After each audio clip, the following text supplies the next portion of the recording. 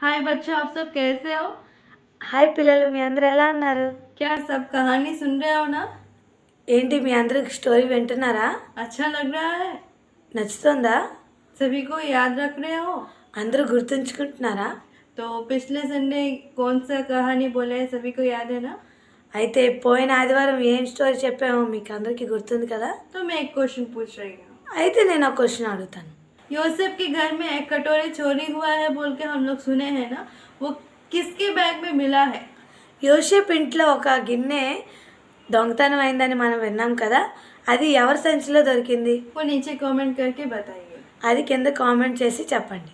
यूसुफ और उनके परिवार मतलब उनके पिता, उनके भाई लोग, उनके बच्चे लोग सभी मिस्र देश में आए हैं बोल के मैं बोले हैं ना। యోసేపు కుటుంబం అంటే తన తండ్రి, తన సహోదరులు, ఆ కుటుంబాలన్నీ ఐగుప్తుకి వచ్చాయని నేను చెప్పాను కదా. तो वो लोग मिस्र देश में आकर 400 वर्ष वहीं पर थे। అయితే వాళ్ళు ఐగుప్తు దేశానికి వచ్చి 400 సంవత్సరాలు అక్కడే ఉన్నారు. वो लोग 70 आदमी के रूप में आए हैं, వాళ్ళు 70 మందిగా అక్కడికి వచ్చారు. लेकिन लाखों आदमी की तरह वो लोग बदल गए हैं। కానీ లక్షల మందిగా వాళ్ళు మారారు. बहुत आशीर्वाद पाए हैं। ఎంతో ఆశీర్వాదాన్ని పొందుకున్నారు. तो उसी 400 वर्ष में यूसुफ को नहीं पहचानने वाला एक अन्य राजा परिपालन कर रहा था। అయితే ఆ 400 సంవత్సరంలోనే యోసేపుని ఎరుగని వేరే రాజు అక్కడ పరిపాలన చేస్తూ ఉన్నాడు. तो वो देख रहा है मिस्र देश की प्रजा से भी इजरायली लोग ही ज़्यादा है बोल के वो देखा। అయితే ఐగుప్తుల ప్రజల కన్నా ఇజ్రాయేల్ ప్రజలు ఎక్కువగా ఉన్నారని ఆయన చూశాడు. तो उन लोगों को कैसे भी कुचला देना है बोल के అయితే వాళ్ళని ఎలా అయినా అణిచిపెట్టాలని उन लोगों को दास के रूप में, दास दासी के रूप में बना दिया है వాళ్ళని దాసులుగా దాసీలుగా చేసుకున్నాడు. और उन लोगों को बहुत कष्ट देता था, दुख दिलाता था। ఇంకా వాళ్ళని ఎంతో కష్టపెట్టేవాడు, ఎంతో దుఃఖ పెట్టేవాడు. उन लोगों को बहुत मेहनत कराता था उन लोगों के साथ। వాళ్ళని ఎంతో కష్టపడి పనిచేసేలా చేసేవాడు. तो ये सब करने से भी वो लोग वैसे ही बढ़ते ही जा रहा है, लेकिन कहीं पर भी कम नहीं हो रहा है। అయితే ఇదంతా చేస్తున్నా కూడా వాళ్ళు ఇంకా అభివృద్ధి పొందుతూనే ఉన్నారు, కానీ ఎక్కడ తక్కువ కాలేదు. तब राजा ने एक सोचा है, అప్పుడు రాజు ఒక ఆలోచన చేశాడు. उन लोगों को ख़त्म करना है तो एक आज्ञा देना है। వాళ్ళని నాశనం చేయాలంటే ఒక ఆజ్ఞని పంపాలి. वो कौन सी आज्ञा है? అది ఏమి ఆజ్ఞ? इज़राइल में 2 वर्ष से भी छोटा कोई भी लड़का होने से उन सभी को मार डाल देना है और नील नदी में उन लोगों को फेंक देना है। అయితే ఇజ్రాయెల్లో 2 సంవత్సరాల కన్నా చిన్న మగపిల్లలైన వారిని చంపేసి నైలు నదిలో వేసేయమని ఆజ్ఞ ఇచ్చాడు. तो उसी टाइम में इज़राइल के एक परिवार में एक छोटा लड़का बच्चा जन्म हुआ है। అయితే ఆ సమయంలోనే ఒక ఇజ్రాయేలులో ఒక కుటుంబానికి మగపిల్లవాడు జన్మించాడు. तो वो लोग बहुत डर गए हैं। అయితే వాళ్ళు ఎంతో భయపడ్డారు. तो उस छोटे बच्चे को एक दीदी और एक भाई भी है। ఆ చిన్న పిల్లవాడికి ఒక అన్నయ్య, ఒక అక్క ఉన్నారు. उनका नाम है मिरियम और हारून। వాళ్ళ పేర్లు మిరియం ఇంకా అహరోన్. तो वो माँ पिता बहुत डर गए हैं అయితే ఆ తల్లిదండ్రులు ఎంతో భయపడ్డారు. और उनके बच्चे को भी बोलना शुरू किए हैं అయితే ఇంకా వాళ్ళ పిల్లలకు కూడా ఇలా చెప్పారు, कि अपने बच्चे के बारे में, छोटे से बच्चे के बारे में किसी को भी मत बताना। ఈ చిన్న పిల్లవాడి కోసం మీరు ఎవరికి చెప్పొద్దు. किसी के सामने बाहर कभी भी इस बच्चे के बारे में बात मत करो।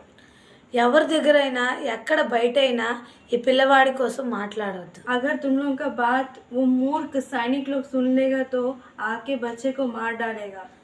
మీ మాటలు ఆ మూర్ఖ సైనికులైన వారు వింటే వచ్చి పిల్లవాడిని చంపేస్తారు. इसीलिए कहीं पर भी बात मत करो बोल के उन लोग उस बच्चे को छुपा दिया है। అయితే ఎక్కడ మాట్లాడొద్దని చెప్పి ఆ చిన్న పిల్లవాడిని దాచిపెట్టు. तो वो लोग 3 महीना उस बच्चे को छुपा के रखा है। అయితే వాళ్ళు 3 నెలలు ఆ పిల్లవాడిని దాచి ఉంచారు.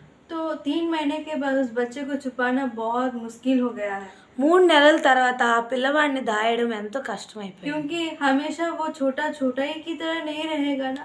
అయితే ఎప్పుడు పిల్లవాడు ఎప్పుడు పిల్లవాడిగా ఉండడు కదా. वो जैसे बढ़ रहा है उसका आवाज़ भी बढ़ रहा था, ఆయన పెరుగుతూ ఉండగా ఆయన స్వరం కూడా పెరుగుతూ ఉంది. इसलिए वो रोने से फिर वो सैनिक लोग आके इस बच्चे को मार डालेगा बोल के उन लोग को डर लगा है।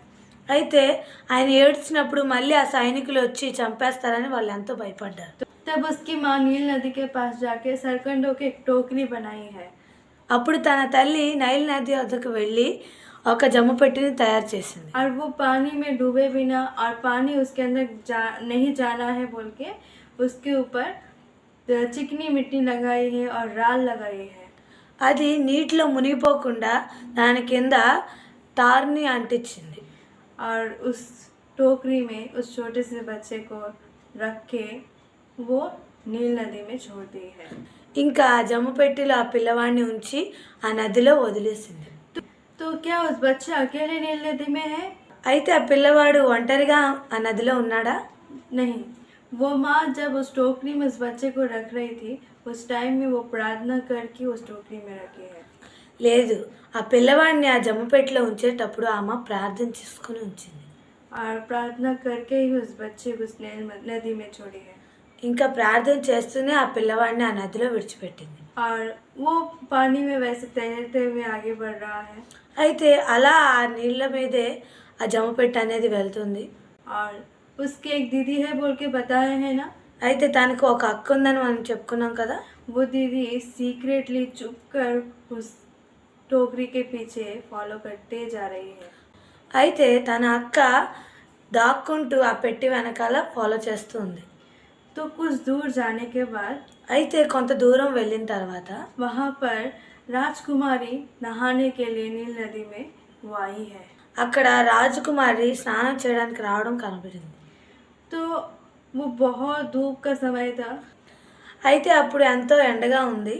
तो दूर में एक टोकरी दिखाई दे रही है। అయితే దూరంగా ఒక జమ్ము పెట్టి కనిపిస్తూ ఉంది. तो उसको लगा है कि उसमें कुछ है।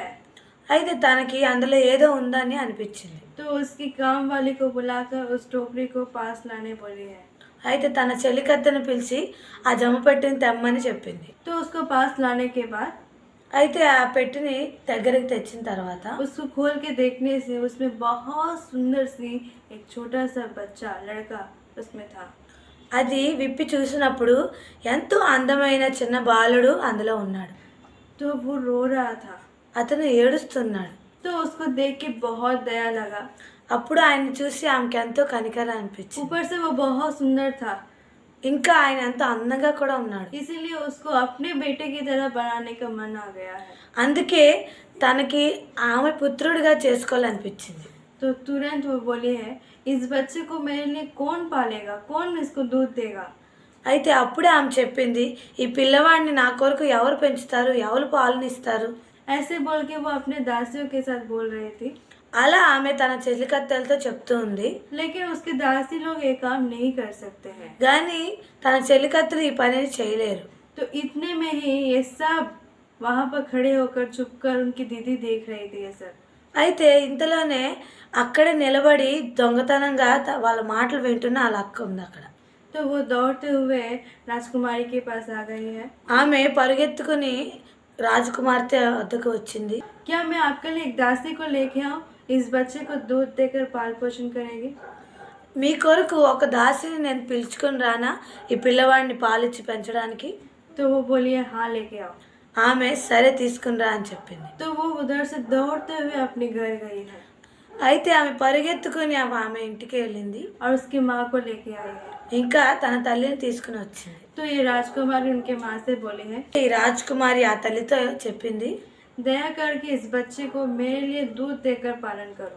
దయతో ఈ పిల్లవాడిని నా కొరకు పాలు ఇచ్చి పెంచు. और ये जब थोड़ा सा बड़ा हो जाएगा तब मेरे पास लेके आके छोड़ दो।